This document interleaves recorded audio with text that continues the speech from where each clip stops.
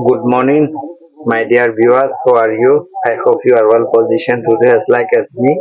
As usual, I have come in front of you with another very interesting topic. I think the title of the topic is How to Teach Our Primary Student and Kindergarten Student. I think this lesson will be very helpful for the present generation and next generation because even recently I have visited so many places and I have seen so many learning centers, so many at home levels. I think so many parents have been teaching have been teaching their own children. Then I met, I think, with some home-based teachers. Then I asked from them the rules and regulation of teaching. Even some of them could answer, some of them could not answer how to teach. Even they have been teaching as they like. There are no rules and regulations. So by seeing this condition, I have decided to make a video to be helpful for all teachers and all parents. Then we have to know this is our main weakness is education. When we will be when we will be strong in education, then we will be strong at every part. Our main weakness is education. So education power is a big power. Without education, we will not be able to go forward with anything. Even there is nothing which will be equal to education. You have to understand like this. So for this reason, even kindergarten primary step is very important step, very important step for all type of students. The one who is excellent at primary level, he will be excellent up to end of his education.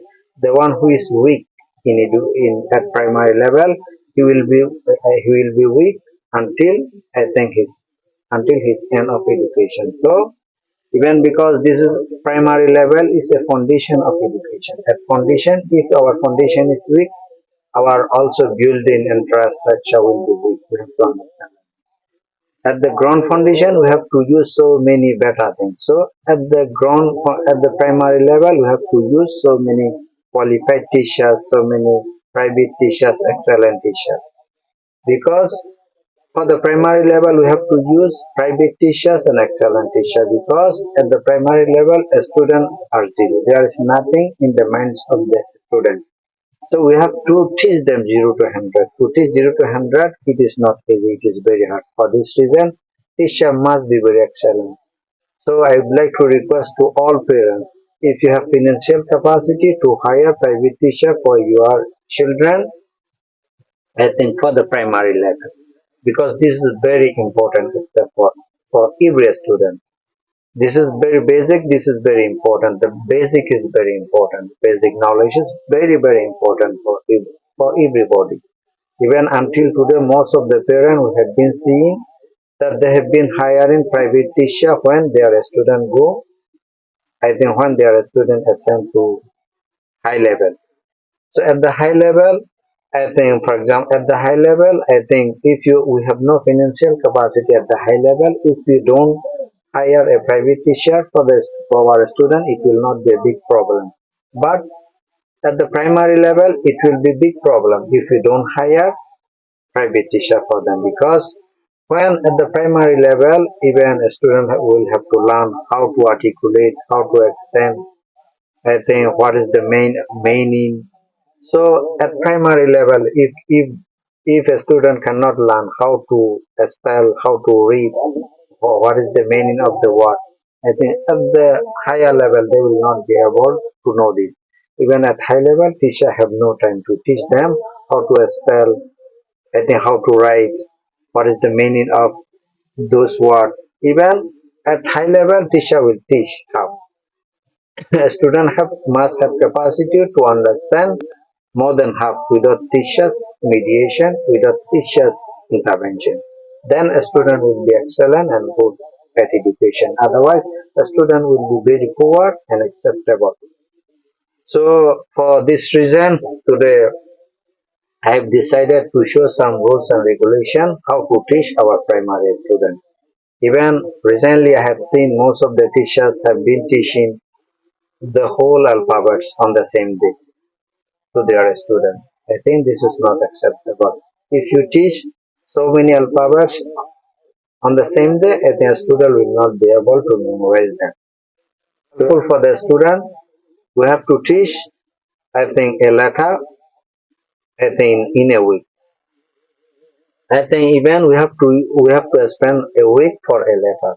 Even on the same day, we have to teacher should write teacher should write a letter on the whiteboard. To my experience and observation, I think if we teach, I think so many letters, so many alphabets on the same day, the student will not be able to assimilate because their memory doesn't do not reach at that level.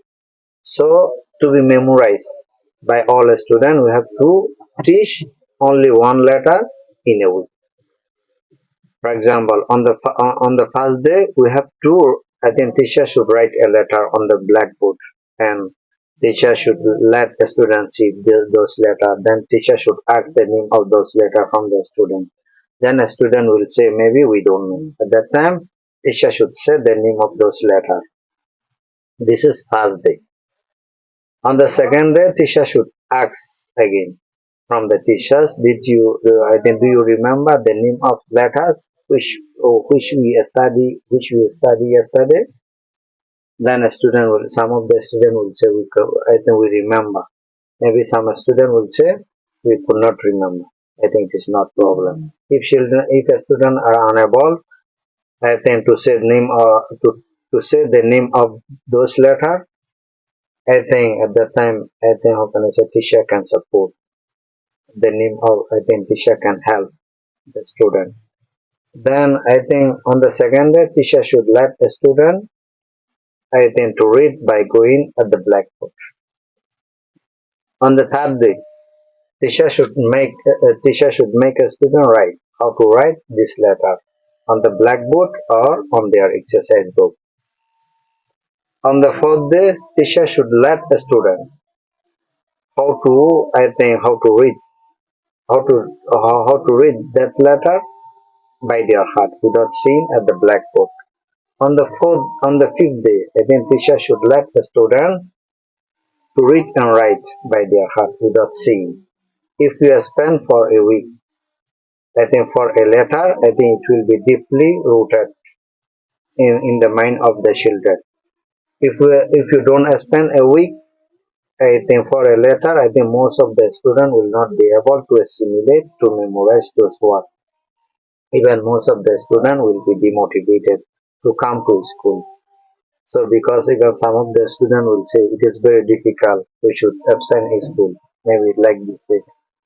At the primary level, I think we should not press. I think we should not force we should not force a student by playing. We have to teach them. We have to make a student habit to come to school first. When they will get a habit by coming to school, at that time they will have courage. They will have ability to practice to come to school regularly. Thank you so much. I hope this lesson will be very useful for our generation. If it is very useful and helpful, please share my channel to other your colleagues, to other teachers. The name of my channel is ESGK. If you go and search in YouTube, I think you will be able to see me. Thank you so much for your time with me.